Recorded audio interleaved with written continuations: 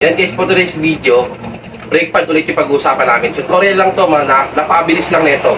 Yan, ito ay pabor to sa mga may motor na Sniper 150, Sniper 155, Shogun 125, at yung bago ngayon yung XRM 125 na FI. Kasi bakit? Yan. Commonly kasi guys, pag bumili ka ng mga local, yung mga aftermarket na brake pad, lalo na nakalagay ito, Raider 150, yan. Yan, kilala sa market itong DDGR na to, yung China-made na brake pad ng R150, yan. R150 nalagay, ibig sabihin yan, automatic yan.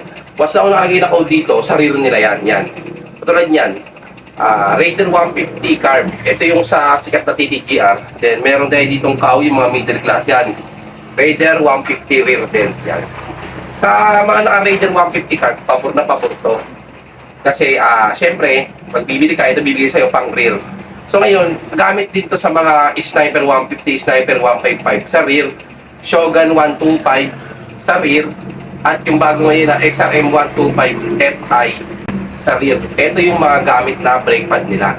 Yan, bigay lang ako na idea kasi syempre, kumbaga, hindi naman lahat ng seller may idea sa mga binibenta nila. So ngayon, kung ikaw naman yung customer na maimis ka naman, pag di alam ng seller, ikaw na lang yung mag-provide na kunyari, motor mo ay Sniper 155, bibili sa'yo, pang rear.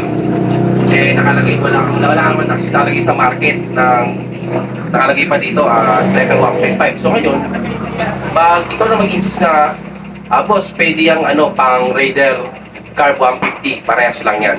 So yun, napaka-simple lang, ito lang, Raider Carb 150, parehas yan sila sa Sniper 150, Sniper 155, Shogun 125, at XRM 125 FI. Sa experience ko lang yun or baka mayroon pang ibang karagdagan. Yung comment nyo na lang din kung na-experience kayo na kung anong ibang motor nyo, kasi ito din brake pad na ginamit nyo sa likod. Pero lang yun sa mga yung mga nagpapakonvert, yung papalit na mga caliper. Kasi syempre, karamihan din sa market ngayon, ang caliper na binibenta, minomodify, ginagamit nila yung Raider rear tsaka XRM. Yan ang madalas na ginagamit na caliper.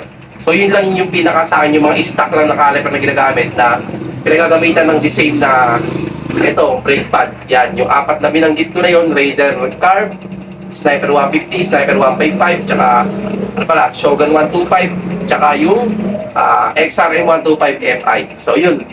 Yan, sana may nakuha kayo idea sa tutorial na to kasi isang tulong na nito sa inyo, lalo kung yung mga nabanggit, yun yung mga motor nyo. So yan, good luck.